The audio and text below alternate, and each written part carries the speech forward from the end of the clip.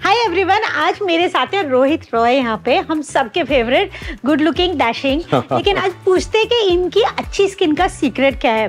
और इसके साथ ही रोहित, हम ये भी एड्रेस करेंगे कि यू नो मेन, बॉयज, उनको अपनी स्किन का कितना ख्याल रखना चाहिए।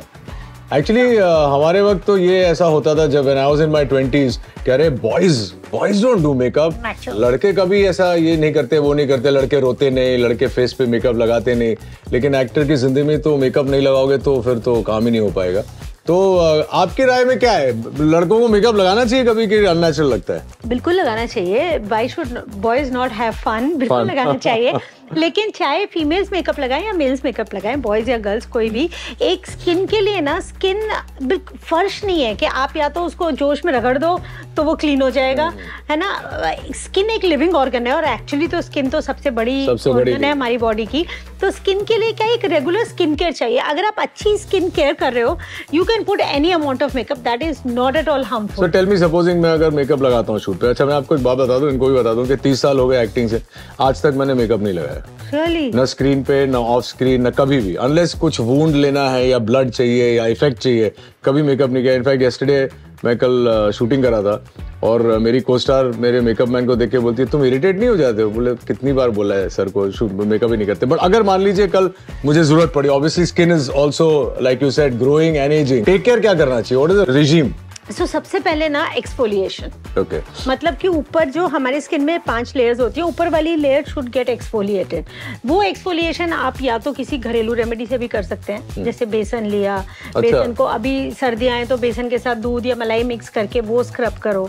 सो it has to be something which will take off the superficial layer. या फिर आप जैसे क्लिनिक में हम लोग स्किन पॉलिशिंग करते हैं, हम वो कर सकते हैं। क्या कर सकता हूँ?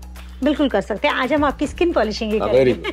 So, या आप स्किन पॉलिशिंग कर सकते हैं, या फिर बहुत सारे जैसे सैलिसिलिक एसिड या ग्लाइकोलिक एसिड, ये कुछ मॉलिक्यूल्स हैं जो स्क्रब के फॉर्म में भी आते हैं, एक्सफोलिएटिंग पैड्स के फॉर्म में भी आते हैं, टोनर के फॉर्म में भी आते हैं।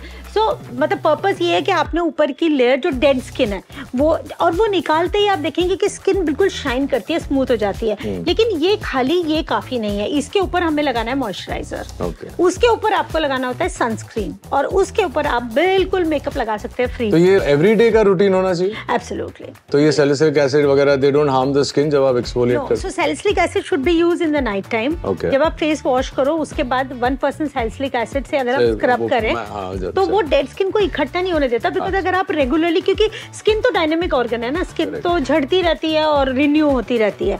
तो जो भी स्किन केयर आप करें वो रेगुलर बेस पे करें, और थोड़ा सा ना जब आप शुरू करो तो किसी की गाइडेंस में करें, क्योंकि आजकल इंटरनेट पे इतने सारे मॉलिक्यूल्स है, नाइसिनामाइड है, रेटिनॉल है, ग्लिसरीन है, हाँ बहुत कंफ्यूजिंग है। विटामिन ए है, विटामिन बी है, AHA है, BHA है, ग्लाइकोलिक एसिड है, सैलिसिलिक एसिड है, लैक्टिक एसिड है, मैंडेलिक एसिड है। तो इतना कुछ है कि ऑन एन एवरेज, और ये जरूरी नहीं है कि हर स्किन को सारे मॉलिक्यूल्स की जरूरत है।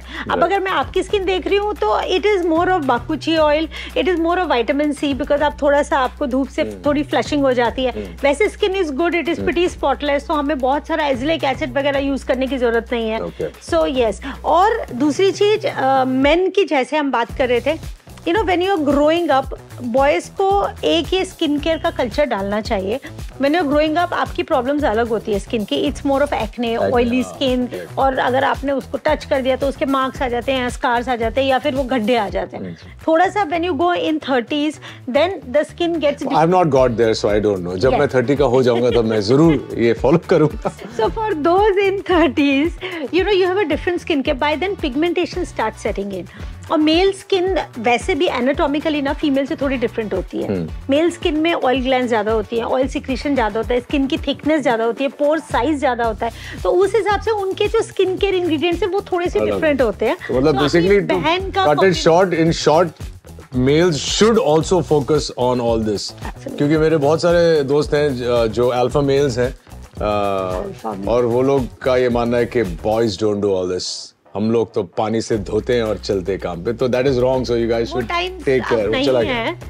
In fact, there are metrosexual men, and they are men with beautiful skin, admirable skin. अच्छा है, अच्छी चीजें अच्छी दिखनी चाहिए ना. बिल्कुल दिखनी चाहिए और उसके लिए हर स्किन को मेंटेनेंस की. आज क्या करोगे मेरे साथ? आज हम करेंगे something called crystal skin treatment. Crystal skin, जैसे आपके साथ क्या है कि कभी-कभी on screen also I binge on your Instagram and your videos, I see some laxity on the neck, I see, अभी तो नहीं लगा लेकिन कभी-कभी you have a little tiredness आ जाती है, टायर्डनेस. सो आज हम स्किन लिफ्टिंग ट्रीटमेंट करेंगे, थोड़ा सा एक्सफोलिएशन भी ऐड करेंगे उसमें, because it's always good to exfoliate the skin. So ये ट्रीटमेंट्स हैं जो एक नॉर्मल वंस अ मंथ या once in 2 months people should do. Hydration, exfoliation. उसके अलावा there are treatments like threads, botox, fillers also which one can do if need be.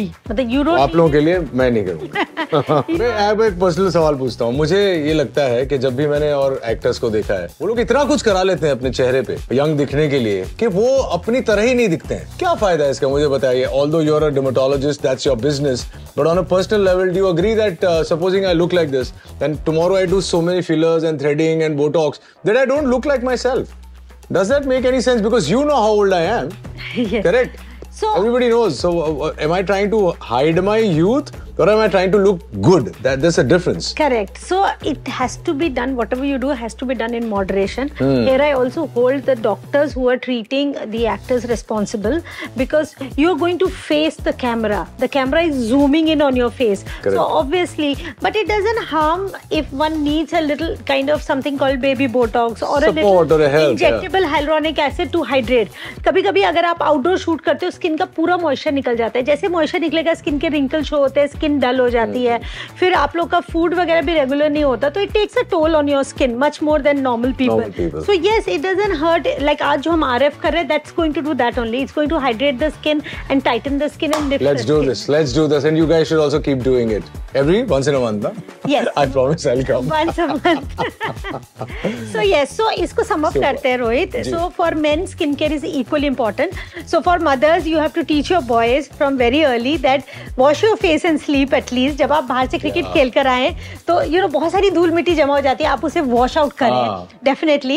And then start this culture as you are in your teens, acne आने शुरू होंगे, consult a dermatologist. उसके बाद as if you get any pigmentation, अगर आप बाहर field job कर रहे हैं, सेल्स के जॉब पे हैं या रोज कॉलेज जाते हैं और टैन हो रहे हैं, तो यस, इस सब के लिए ट्रीटमेंट्स है, but you have to be aware and you don't have to take it as a boys can't.